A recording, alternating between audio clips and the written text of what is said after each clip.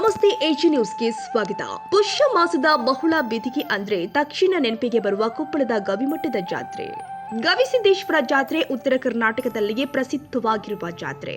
ಈ ಜಾತ್ರೆಯಲ್ಲಿ ಎಲ್ಲವೂ ವೈವಿಧ್ಯಮಯ. ಈ ಜಾತ್ರೆಯಲ್ಲಿ ಮಹದಾಸೋಹದಲ್ಲಿ ಈಗ ಮೈಸೂರು ಪಾಕ ಘಮಘಮ ಅಂತ ಇದೆ. ತೇರಿನ ಮುಂದಿನ ರಂಗು ರಂಗಿನ ರಂಗೋಲಿ ಗಮನ ಸೆಳೀತಾ ಇದೆ. ಗವಿಮಠದ ಜಾತ್ರೆ ಕುರಿತ ವರದಿ ಎಲ್ಲಿದೆ ನೋಡಿ. ಅಕ್ಷರ, ಅನ್ನ ಹಾಗೂ ಅರಿವು ಕೊಡುವ ತ್ರಿವಿಧ ದಾಸೋಹಕ್ಕೆ ಮಾದರಿ ಕೊಪ್ಪಳದ ಗವಿಮಠ. ಭವ್ಯ ಪರಂಪರೆ ಹೊಂದಿರುವ ಗವಿಮಠದಲ್ಲಿ ಇಲ್ಲಿಯವರೆಗೂ 18 ಪೀಠಾಧಿಪತಿಗಳು ಆಗಿದ್ದಾರೆ. 1816ರಲ್ಲಿ ಲಿಂಗೈಕ್ಯರಾಗಿರುವ ಗವಿಸಿದ್ದೇಶ್ವರ ಸ್ವಾಮಿಗಳ ಸ್ಮರಣೆಗಾಗಿ ಜಾತ್ರೆಯನ್ನ ಆಚರಿಸಲಾಗ್ತಾ ಇದೆ. ಇಂದು ನಡೆಯುವ ಮಹಾರಥೋತ್ಸವ 210ನೆಯ ರಥೋತ್ಸವವಾಗಿದೆ. ಕಳೆದ 10 ವರ್ಷದಲ್ಲಿ ಗವಿಸಿದ್ದೇಶ್ವರ ಜಾತ್ರೆ ದಕ್ಷಿಣ ಭಾರತ ಮಹಾಕುಂಭಮೇಳ ಎಂಬ ಖ್ಯಾತಿ ಹೊಂದಿದೆ. ಇಂದು ಗವಿಸಿದ್ದೇಶ್ವರ ಅದ್ದೂರಿ ರಥೋತ್ಸವ ನಡೆಯಿತು. ರಥೋತ್ಸವಕ್ಕೆ ಸರಿಸುಮಾರು 8 ಲಕ್ಷಕ್ಕೂ ಅಧಿಕ ಜನ ಭಾಗಿಯಾಗಿ ತೇರಿಗೆ ಉತ್ತತ್ತಿ ಎಸೆದು ಭಕ್ತಿ ಸಮರ್ಪಿಸಿದ್ದಾರೆ. ಜಾತ್ರೆಯ ಸಂದರ್ಭದಲ್ಲಿ ಮಹದಾಸೋಹ ನಡೀತಾ ಇದೆ. ಮಹದಾಸೋಹಕ್ಕೆ ಈ ಬಾರಿ 2 ದಿನ ಮೈಸೂರು ತಯಾರಿಸಿ ನೀಡುತ್ತಿದ್ದಾರೆ. ಸಿಂಧನೂರಿನ ಭಕ್ತರು ಸುಮಾರು 10 ಲಕ್ಷ ಜಿಲೇಬಿಗಳನ್ನ ಇಂದು ಸರಿಸುಮಾರು 2 ಲಕ್ಷಕ್ಕೂ ಅಧಿಕ ಜನ ದಾಸೋಹದಲ್ಲಿ ಊಟ ಮಾಡಿದ್ದಾರೆ. ಇದೇ ವೇಳೆ ಇಂದು ಗವಿಮಠದ ತೇರಿನ ಮುಂದೆ ಕೊಪ್ಪಳದಲ್ಲಿ ನಡೆಯುವ ಕಾರ್ಖಾನೆ ವಿರುದ್ಧದ ಹೋರಾಟಕ್ಕೆ ಸಾಂಕೇತಿಕವಾಗಿ ಪರಿಸರ ಉಳಿಸಿ ಅಂತ ಜಾಗೃತಿ ಮೂಡಿಸಲಾಗಿದೆ. ಇಂದು ಮಹಾರಥೋತ್ಸವ ನಡೀತಾ ಇರೋದ್ರಿಂದ ತೇರು ಸಾಗುವ ರಥಬೀದಿಯಲ್ಲಿ ಆಕರ್ಷಕ ರಂಗು ರಂಗಿನ ರಂಗೋಲಿಯನ್ನು ಹಾಕಲಾಗಿದೆ. ಗವಿಸಿದ್ದೇಶ್ವರ ಕಾಲೇಜಿನ ವಿದ್ಯಾರ್ಥಿಗಳಿಂದ ರಂಗೋಲಿ ಹಾಕಿದ್ದಾರೆ. ಕೊಪ್ಪಳದ ಗವಿಮಠದ ಜಾತ್ರೆ ವಿಶೇಷವಾಗಿರುವ ಜಾತ್ರೆಯಾಗಿದೆ. ಈ ಜಾತ್ರೆಯನ್ನ ನೋಡುವುದೇ ಹಬ್ಬ ಎನ್ನುತ್ತಾರೆ ಭಕ್ತರು. ಈ ಮಹಾರಥೋತ್ಸವ ಜರುಗ್ತದೆ ಅನ್ನುವಂಥ ಮಾತನ್ನು ಈಗಾಗಲೇ ನಾವು ಕೇಳಿದ್ದೀವಿ. ಇನ್ನೇನು ಕೆಲವೇ ಕ್ಷಣಗಳಲ್ಲಿ ಪರಮ ಪೂಜ್ಯರು ಆಗಮಿಸಿ ಈ ಒಂದು ಧಾರ್ಮಿಕ ಒಂದು ಕ್ರಿಯಾಶೀಲತೆಯನ್ನ ಕಣ್ಣು ತುಂಬಿಕೊಳ್ಳಿಕ್ಕೆ ಭಕ್ತರು ಲಕ್ಷ ಸಂಖ್ಯೆಯಲ್ಲಿ ನೆರೆದಿರ್ತಕ್ಕಂಥದ್ದನ್ನು ನಾವು ನೋಡ್ತೇವೆ. ಕೊಪ್ಪಳ ಜಿಲ್ಲೆ ಅಷ್ಟೇ ಅಲ್ಲ, ಅನೇಕ ಜಿಲ್ಲೆಗಳ ರಸ್ತೆಗಳೆಲ್ಲ ಇವತ್ತು ಕೊಪ್ಪಳ ನಗರವನ್ನ ಸಾಗರದಂತೆ ಸೇರ್ತಾ ಇರ್ತಕ್ಕಂಥದ್ದನ್ನು ನೋಡಬಹುದು. ಆ ಗವಿಮಠದ ಬೆಟ್ಟದಲ್ಲಿ ಕುಳಿತಿರ್ತಕ್ಕಂಥದ್ದನ್ನ ನಾವು ಕಾಣಬಹುದು, ನೋಡಬಹುದು. ಆ ಒಂದು ದೃಷ್ಟಿಯಲ್ಲಿ ಈ ಗವಿಮಠ ವರ್ಷದಿಂದ ವರ್ಷಕ್ಕೆ ಜನರನ್ನ ತನ್ನಡೆಗೆ ಪಿಯುಸಿಗಾಗಿ ಕೇವಲ ಬಡ ಕಾರ್ಮಿಕರ ಹೆಣ್ಣು ಮಕ್ಕಳಿಗಾಗಿ ಉಚಿತ ವಸತಿ ಸಹಿತ ಕಾಲೇಜು ಮುಂದಿನ ವರ್ಷ ಪ್ರಾರಂಭವಾಗ್ತಕ್ಕಂಥದ್ದು. ಬಹುಶಃ ಆ ಬಡ ಕಾರ್ಮಿಕರ ಹೆಣ್ಣು ಮಕ್ಕಳಿಗಾಗಿ ತಯಾರಾಗಿರ್ತಕ್ಕಂಥ ಪದವಿ ಪೂರ್ವ ಕಾಲೇಜು ಮತ್ತು ವಸತಿ ನಿಲಯ ಮಹಾದಾಸೋಹವನ್ನು ಅಲ್ಲಿ ನೋಡಿದರೆ ಕರ್ನಾಟಕದ ಎಲ್ಲೂ ಅಂಥ ಒಂದು ಕಟ್ಟಡವನ್ನು ನಾವು ನೋಡಲಿಕ್ಕೆ ಸಾಧ್ಯ ಇಲ್ಲ. ಅಂಥದ್ದನ್ನು ಇವತ್ತು ನಮ್ಮ ಪರಮ ಪೂಜ್ಯರು ಸಾಧಿಸಿ ತೋರಿಸಿರ್ತಕ್ಕಂಥದ್ದನ್ನು ನೋಡ್ಬೋದು. ಹೀಗೆ ಪ್ರತಿ ವರ್ಷ ಒಂದೊಂದು ಕೇಳಬೇಕು. ಈ ಗವಿಮಠದ ಮಹಾರಥೋತ್ಸವಕ್ಕೆ ಹಾಗೆ ಮಾಜಿ ಸಚಿವರಾಗಿರ್ತಕ್ಕಂಥ ಸಿ ಪಾಟೀಲ್ರು, ಜನಾರ್ದನ್ ಶಾಸಕರು ಮತ್ತು ಆಗಿರ್ತಕ್ಕಂಥ ಕಾರ್ಯಕ್ರಮಗಳನ್ನು ಕೈಗೊಳ್ಳಲಿಕ್ಕೆ ಸಾಧ್ಯವಾಗಿದೆ ಅನ್ನುವಂಥ ಮಾತನ್ನ ನಾವು ಹೇಳ್ತಾ ಇದ್ದೇವೆ. ಇದೀಗ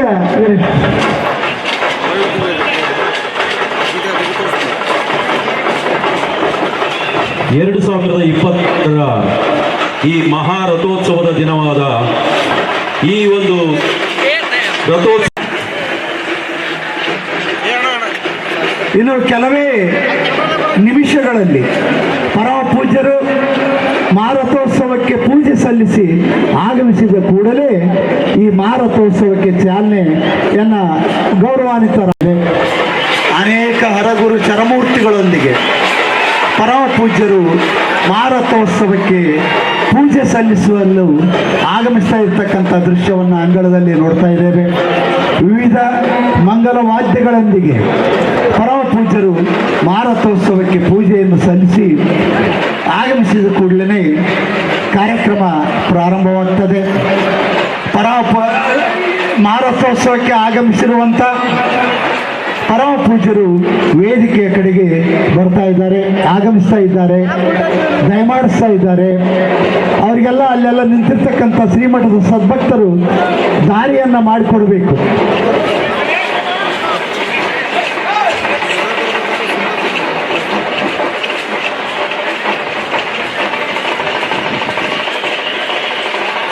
ಕಾಣಿಸ್ತಾ ಇರ್ತಕ್ಕಂಥದ್ದನ್ನು ನಾವು ಕಾಣ್ತಾ ಇದ್ದೇವೆ. ಹೀಗೆ ಇನ್ನು ಮಹಾರಥೋತ್ಸವಕ್ಕೆ ಇನ್ನು ಇದೀಗ ಪರಮ ಪೂಜಿಸ್ತಾ ಇದ್ದಾರೆ. ದಯವಿಟ್ಟು ಭಕ್ತರೆಲ್ಲರೂ ಶಾಂತ ರೀತಿಯಿಂದ ಮಹಾರಥೋತ್ಸವಕ್ಕೆ ಸಾಕ್ಷಿ ಆಗಲಿಕ್ಕೆ ತಮ್ಮಲ್ಲಿ ನಾನು ವಿನಂತಿಸಿಕೊಳ್ತೇನೆ. ಹೀಗೆ ಈಗಾಗಲೇ ಮಹಾರಥೋತ್ಸವಕ್ಕೆ ಸಾಕ್ಷಿ ಆಗಲಿಕ್ಕೆ ಹುಬ್ಬಳ್ಳಿಯ ಡಾಕ್ಟರ್ ಗುರುಸಿದ್ಧ ರಾಜಯೋಗೇಂದ್ರ ಮಹಾಸ್ವಾಮಿಗಳವರು 3000 ಮಠ ಮಹಾಸಂಸ್ಥಾನ ಹುಬ್ಬಳ್ಳಿಯವರು ಈಗಾಗಲೇ ಆಗಮಿಸಿದ್ದಾರೆ. ಕಾಗಿನೆಲೆಯ ಪರಮ ಪೂಜ್ಯರು, ಕಾಕಂಡಿಕೆಯ ಪರಮ ಪೂಜ್ಯರು ಇಲ್ಲಿಯ ವೇದಿಕೆ ಮೇಲೆ ಅವರು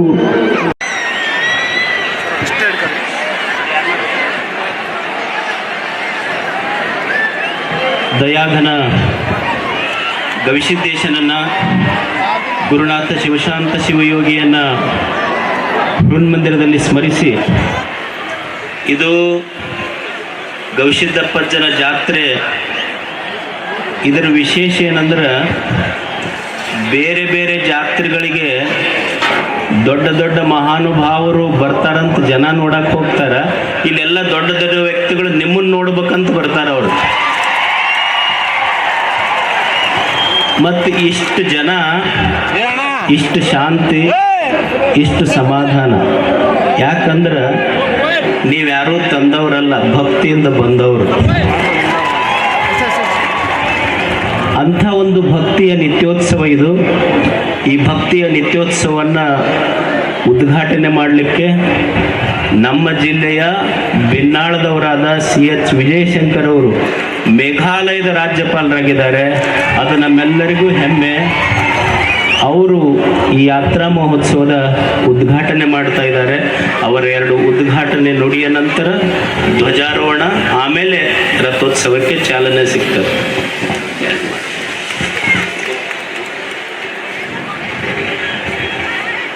ಈ ಐತಿಹಾಸಿಕ, ಈ ಧಾರ್ಮಿಕ, ಈ ಪಾರಂಪರಿಕ ಗವಿಸಿದ್ದೇಶ್ವರ ಜಾತ್ರಾ ಮಹೋತ್ಸವದಲ್ಲಿ ನಮ್ಮೆಲ್ಲರ ಮಧ್ಯೆ ದಿವ್ಯ ಸಾನ್ನಿಧ್ಯವನ್ನು ಕಾಣಿಸಿರುವಂಥ ಗವಿಸಿದ್ದೇಶ್ವರ ಸ್ವಾಮಿಗಳ ಚರಣಾರವಿಂದಗಳಲ್ಲಿ ಭಕ್ತಿಪೂರ್ವಕವಾಗಿ ನಮನಗಳನ್ನು ಸಮರ್ಪಣೆ ಮಾಡಿ, ನಮ್ಮೆಲ್ಲರ ಮಧ್ಯೆ ದಿವ್ಯ ಸಾನ್ನಿಧ್ಯವನ್ನು ಕಾಣಿಸಿರುವಂಥ ಕನಕ ಗುರುಪೀಠದ ಪೀಠಾಧೀಶ್ವರ ಅಂತ ಪರಮ ಪೂಜನೀಯ ನಿರಂಜನ ನನ್ನ ಮಹಾಸ್ವಾಮಿಗಳ ಅಡಿದಾವರಗಳಲ್ಲಿ ಭಕ್ತಿಪೂರ್ವಕವಾಗಿ ನಮನಗಳನ್ನು ಸಮರ್ಪಣೆ ಮಾಡಿ, ಈ ಕಾರ್ಯಕ್ರಮದಲ್ಲಿ ಪಾಲ್ಗೊಂಡಂಥ ಎಲ್ಲ ಹರಗುರು ಚರಮೂರ್ತಿಗಳ ಪದಾರವಿಂದಗಳಲ್ಲಿ ಭಕ್ತಿಪೂರ್ವಕವಾಗಿ ನಮನಗಳನ್ನು ಸಮರ್ಪಣೆ ಮಾಡಿ, ಇಲ್ಲಿರುವಂಥ ಎಲ್ಲ ಗಣ್ಯಮಾನ್ಯರೇ, ಈ ಕಾರ್ಯಕ್ರಮದಲ್ಲಿ ಪಾಲ್ಗೊಂಡಂಥ ಎಲ್ಲ ಭಕ್ತ ಮಹಾಶಯರೇ, ಅತ್ಯಂತ ಹೆಮ್ಮೆಯಿಂದ, ಅಭಿಮಾನದಿಂದ ಇದು ಯಾವುದೋ ಒಂದು ಜನ್ಮದ ಪುಣ್ಯ ಅಂತೇಳಿ ನಾನು ಭಾವಿಸ್ತೇನೆ. ಈ ಭಾಗ್ಯ ನನಗೆ ಲಭ್ಯ ಆಗಿದೆ. ಹೀಗಾಗಿ ಭಾಳ ಹೆಮ್ಮೆಯಿಂದ, ಭಾಷಣ ಬೇರೆ ಕಡೆಗಿದೆಯಲ್ಲ ಸಂಜೆ, ಎಸ್, ಭಾಳ ಹೆಮ್ಮೆಯಿಂದ ಮತ್ತು ಅಭಿಮಾನದಿಂದ ಈ ಕಾರ್ಯಕ್ರಮನ ನಾನು ಉದ್ಘಾಟನೆ ಮಾಡ್ತೇನೆ ಅಂತಂದೇಳಿ ಹೇಳಲಿಕ್ಕೆ ಬಯಸ್ತಾ ಇದ್ದೇನೆ. ಒಂದು ಮಾತನ್ನು ಈ ಸಮಯದಲ್ಲಿ ಜ್ಞಾಪಕ ಮಾಡ್ಕೊಳ್ತೇನೆ. ಈ ನಾಡಿನ ಜನತೆ ದಸರಾ ನೋಡಬೇಕು, ದಸರಾದ ವೈಭವ ನೋಡಬೇಕು ಅನ್ನೋದಾದರೆ ಮೈಸೂರಿಗೆ ಬರಬೇಕು. ಒಂದು ಜಾತ್ರಾ ಮಹೋತ್ಸವದ ವೈಭವವನ್ನು ಕಾಣಬೇಕು ಅಂತೇಳಿ ಬಯಸೋದಾದರೆ ಬೇರೆ ದಾರಿ ಇಲ್ಲ, ಕೊಪ್ಪಳಕ್ಕೆ ಬರಬೇಕು.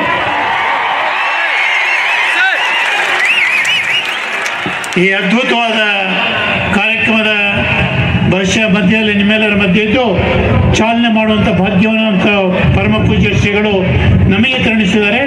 ಬಹಳ ಹೆಮ್ಮೆಯಿಂದ ಮತ್ತು ಅಭಿಮಾನದಿಂದ ಶ್ರೀಗಳ ಅನುಮತಿಯ ಮೇರೆಗೆ, ಎಲ್ಲ ಪೂಜ್ಯರ ಅನುಮತಿಯ ಮೇರೆಗೆ ಈ ಕಾರ್ಯಕ್ರಮವನ್ನು ನಾವು ಉದ್ಘಾಟನೆ ಮಾಡ್ತಿದ್ದೇವೆ. ಎಲ್ಲರಿಗೆ ಶರಣಾರ್ಥಿಗಳು.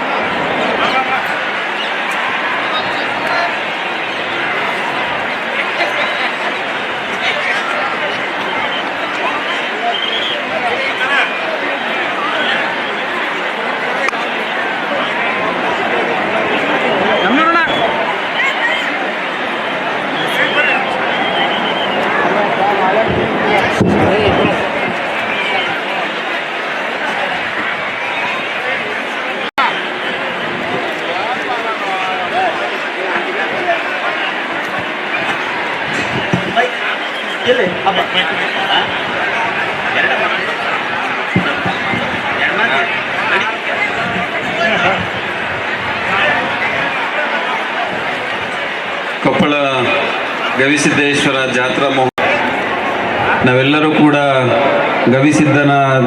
ಸಿದ್ದೇಶ್ವರ ರಥೋತ್ಸವದಲ್ಲಿ ಪಾಲ್ಗೊಂಡಿದ್ದೇವೆ. ರಥೋತ್ಸವ ಚಾಲನೆ ಆಗಿದೆ. ಒಂದು ಈ ಜನಸಾಗರವನ್ನು ನೋಡಿದರೆ ಇವತ್ತು ಉತ್ತರ ಭಾರತದಲ್ಲಿ ಪ್ರಯಾಗರಾಜದಲ್ಲಿ ಮಾಘ ಸಮ್ಮೇಳನ ನಡೀತಾ ಇದೆ. ಉತ್ತರ ಭಾರತದಲ್ಲಿ ಮಾಘ ಸಮ್ಮೇಳನ ನಮಗಿಂತ ದೊಡ್ಡವನು ಅನ್ನುವಂತಹ ಮಾತನ್ನು ಹೇಳ್ತಾರೆ. ಗವಿಸಿದ್ದನ ಅಜ್ಜನ ಭಕ್ತಿಗೆ ನಿಮ್ಮೆಲ್ಲರ ಒಂದು ಭಕ್ತಿಯ ಒಂದು ತೂಕ ಒಂದು ಮೇಲ್ಗೈ ಆಗುತ್ತೆ ಅನ್ನುವಂತಹ ಮಾತುಗಳನ್ನು ಈ ಸಂದರ್ಭದಲ್ಲಿ ಹೇಳಿ, ಈ ಮಧ್ಯೆ ಭಾರಿ ಜನ ಸೇರ್ತಾ ಇರೋದ್ರಿಂದ ಭಾರಿ ಭದ್ರತೆ ನಿಯೋಜನೆ ಮಾಡಲಾಗಿದೆ. 2,000 ಜನ ಪೊಲೀಸ್, ಕೆಎಸ್ಆರ್ಪಿ, ಡಿಆರ್ ಸೇರಿ ಸಾಕಷ್ಟು ಭದ್ರತೆ ಒದಗಿಸಲಾಗಿದೆ ಅಂತ Koppal SP doctor Ram L Arasiddi ಹೇಳಿದ್ದಾರೆ. Doctor Rama L Arasiddi SP, ಕೊಪ್ಪಳದ ಜಾತ್ರೆಯು ಜನರಿಗೆ ಒಳ್ಳೆಯದನ್ನ ಮಾಡಲಿ. ರಾಜ್ಯದಲ್ಲಿ ಅಪರೂಪವಾಗಿರುವ ಈ ಜಾತ್ರೆ ವಿಶೇಷವಾಗಿದೆ. ಗವಿಸಿದ್ದೇಶ್ವರ ಮಳೆ ಬೆಳೆ ಚೆನ್ನಾಗಿ ಕೊಡ್ಲಿ ಹಾಗೂ ಬೆಂಬಲ ಬೆಲೆ ಸಿಗಲಿ ಅಂತ ಸಚಿವ ಶಿವರಾಜ್ ತಂಗಡಿಗೆ ಪ್ರಾರ್ಥನೆ ಮಾಡಿದ್ರು. ಅಂದಬಕೂಳೂರ, ಕೊಪ್ಪಳ, ಎಜಿ ನ್ಯೂಸ್.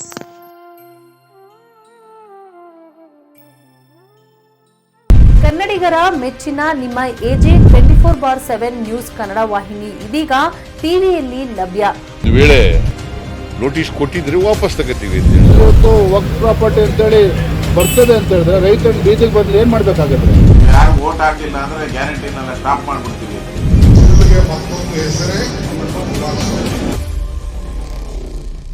ಕರ್ನಾಟಕ ಮತ್ತು ದೇಶ ವಿದೇಶ 360 ಡಿಗ್ರಿ ಸುದ್ದಿ ಹಾಗೂ ಉತ್ತರ ಕರ್ನಾಟಕ, ಬೆಳಗಾವಿ, ಬಾಗಲಕೋಟೆ, ಧಾರವಾಡ, ಹಾವೇರಿ, ಗದಗ, ಬಿಜಾಪುರ ಜಿಲ್ಲೆಯ ಕ್ಷಣ ಕ್ಷಣದ ವಿವರವನ್ನ ಪಡೆಯುವುದಕ್ಕೆ ಎಜೆ 24/7 ನ್ಯೂಸ್ ಕನ್ನಡ ವಾಹಿನಿಯನ್ನ ಲೈಕ್ ಮಾಡಿ, ವಿಡಿಯೋಗಳನ್ನ ಶೇರ್ ಮಾಡಿ, ಕಮೆಂಟ್ ಮಾಡುವ ಮೂಲಕ ನಮ್ಮ ವಾಹಿನಿಗೆ ಸಹಕಾರ ನೀಡಿ ಮತ್ತು ಚಾನೆಲ್ ಅನ್ನ ಸಬ್ಸ್ಕ್ರೈಬ್ ಮಾಡಿ.